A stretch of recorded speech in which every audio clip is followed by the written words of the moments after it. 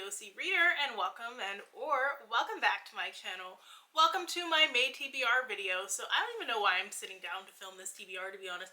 For the past 2 months, I've been really bad at sticking to my TBR, and I used to be really good at it. Like, I would get books, and I do get a lot of ARCs, which does make it easier because it saves me money on some books, but like, I try to read my ARCs by a certain deadline so I can really get those books out there by the time they're set to release. So sometimes it'll be like release week and I'm still like reading ARC, trying to get my review up and stuff, but for the most part I'm good at reading them ahead.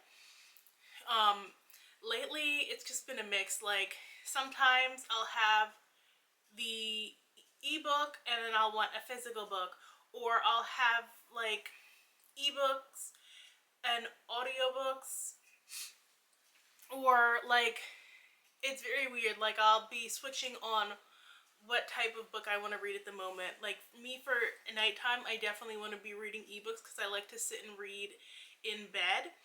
And I have this whole stack of just like physical books that I need to get to. And then like for certain genres, I prefer not to do audiobook just because I'll like lose focus and not really be paying attention to the words, and that's not helpful to anybody.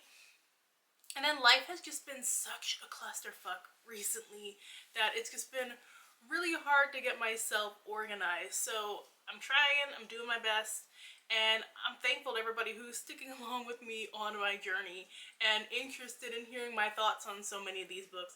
So let's get into the books that I carried over from April, and then we'll get into the new ones from May. So right here I have the 7-10 split. This one is by Carmen Lee. So for teacher Ava Williams, some subjects are not up for debate, like history specifically, the one she has with Grace Jones, bowling pro and local celeb, who is now, for no identifiable reason, teaching at the same small-town Georgia high school as Ava. Once upon a time, they were thick as thieves, best friends, rivals who pushed each other, and total bowling nerds. Then they shared a kiss, sweet and confusing, and after that, they split and nothing was ever the same. Ava is pretty sure she has every reason to hate Grace, especially when the school's soggy potato of a principal announces, finally, that the students can have the bowling team Ava has been pushing for years, only to hand it to Grace. Now, they're expected to be partners and lead their new bowling team to victory in 6 months. And with that, their rivalry is back. Fierce, ultra competitive, and with an undeniable attraction that pushes, pulls, and crashes together. It's history, it's chemistry, and it's just a matter of time before it explodes, one way or the other. I think that's the first time like I read the blurb on the back, but it does sound really interesting, and if you've been following me, you know I love me a Harlequin romance, so I was excited to get this one, and I just didn't have time for it during the month of April, but I am getting it read for May. It Waits in the Forest by Sarah Das is another carryover. So this one is like a Caribbean-inspired thriller horror situation. Unlike the other residents of the small Caribbean island of St. Virgil, Selena da Silva does not believe in magic. With a logical mind and a knack for botany, Selena used to dream of leaving home with her boyfriend Gabriel and starting a new life together far away, until a vicious, unsolved attack left her father dead and her mother in a coma. 2 years later, her guilt over her mother's condition keeps her tethered to the island, relegated to using her mother's legacy as St. Virgil's most talented and most feared psychic to con desperate islanders and gullible tourists with useless talismans and phony protection rituals. But when one of those tourists ends up at the center of a string of strange murders, the truth that Selena has been denying can no longer be avoided. There is evil lurking in the forest that surrounds St. Virgil. Another thing that can be avoided, Selena's now ex-boyfriend Gabriel, who returned home for the first time since Selena broke up with him. Desperate to put an end to the killings and claim justice for Selena's parents, these two former lovers must race to find answers. But darkness is no fool, and evil bides its time. As long hidden secrets about Selena's family begin to reveal themselves, Selena knows only one path to the truth remains, and it waits in the forest. So, like, thriller, horror, paranormal type of situation. It should be really interesting. Like I said before, I read everything Sarah Das puts out. I plan on reading everything Sarah Das puts out, and I will let you know all the details on this one if it's good. Then I have the Supernatural Files of C.J. Delaney. So it was one of 2 middle grade that I had put on my previous TBR, and then, like, my other middle grade was just too long for me to squeeze this one in. This one is by Carol Williams. It is a debut. When a boring old skate park opening becomes the scene of a supernatural occurrence, C.J. Delaney can't believe her luck. This is just the kind of big story C.J. has dreamed of breaking for the town's local paper, headed by none other than her beloved grandmother, Conti. With best friend Parker in tow, C.J. sets out to uncover the scoop of a lifetime. What else is summer vacation for? But when all answers point to someone close, CJ stands not only to lose her byline, but the scariest thing of all, the people and pets she loves. So that's this one. I think it's gonna have like some fun mystery vibes, like some little creepy vibes. So I think if it's good, I'll pass it along to my niece because I'm always looking for books to keep her attention. She's 10, going to be 11 soon, and she can read and she reads well, but like, you know, she's at that age where they're on the phone, and I can't, or like, I'm on my phone too a lot to an extent, but her even more so than me, and it's always like a little bit of a struggle to find stuff that she can read that's quick and easy and will hold her focus. So those are the carryovers. Let's get into the new stuff. So I have Waiting for Friday Night by Synethia Williams. I will read anything Synethia Williams puts out at this point. She is one of my author faves. Like, she's written so many romances that I just adore. This is the second book in her Peachtree Cove series. In the wake of losing both of her parents, Hallie Parker was certain of one thing. She wanted a family of her own, and she wasn't going to let a little thing like being single stand in her way. So she used an anonymous donor and kept every last detail a secret from everyone. But now, 14 years later, Hallie's daughter, Shania, is determined to unravel the identity of her biological dad. And what she learns blindsides everyone.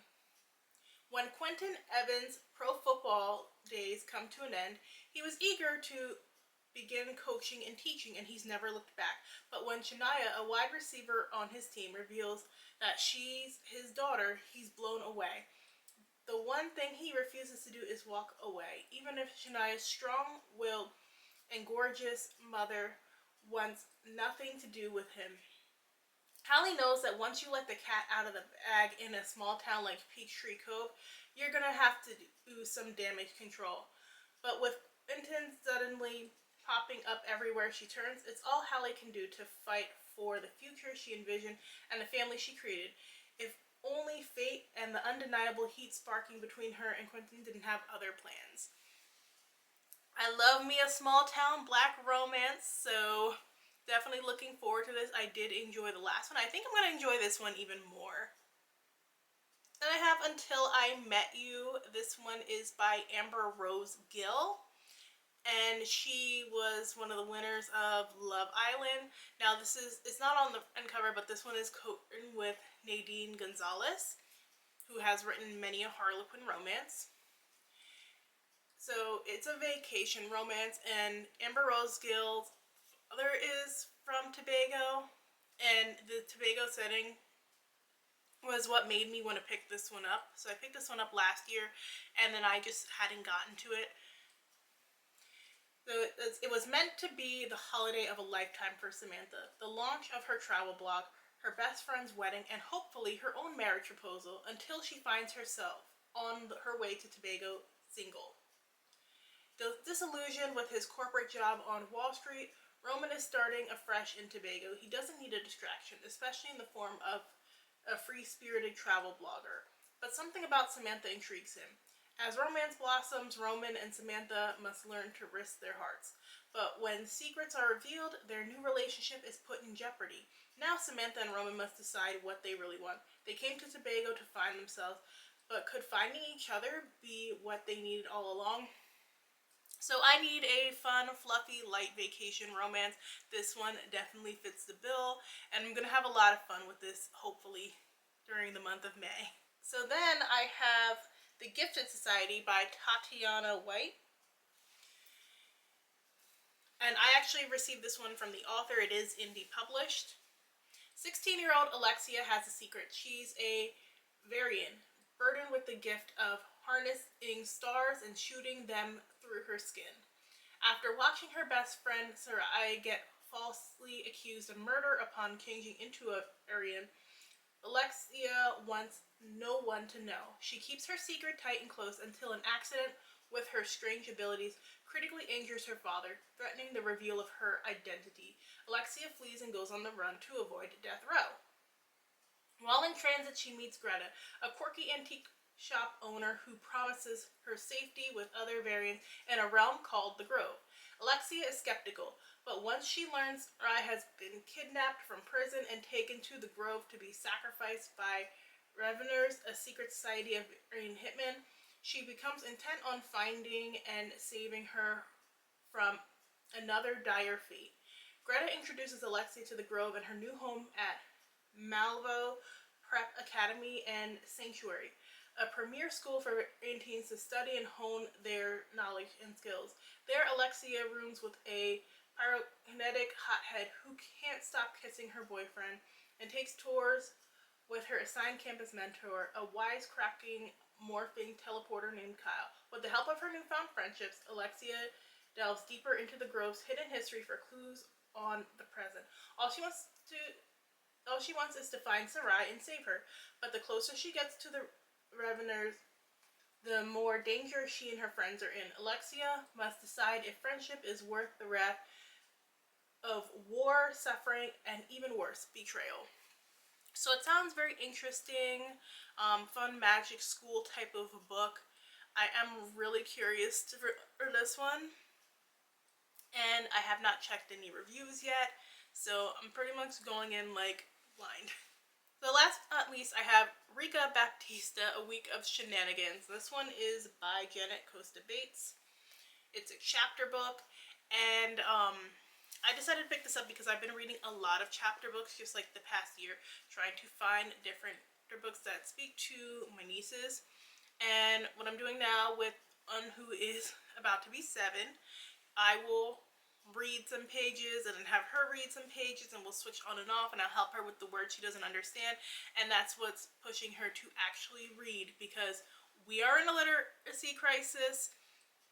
People say it all the time and it cannot be said enough, and she's just like extra in the phone and like doesn't want to read. So I'm at the point where like I really do have to help push her. Everybody has to kind of do their part in our family to help her along, and her dad is not as great at doing that, so I kind of step in and help with that stuff for her a couple of times a month.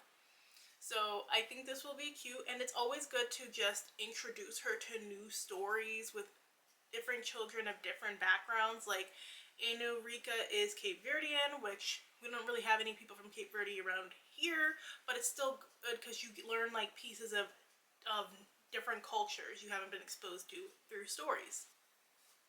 So that is everything that I'm reading for the month of May. All will be linked in the description box down below. Let me know if any of them sound interesting to you.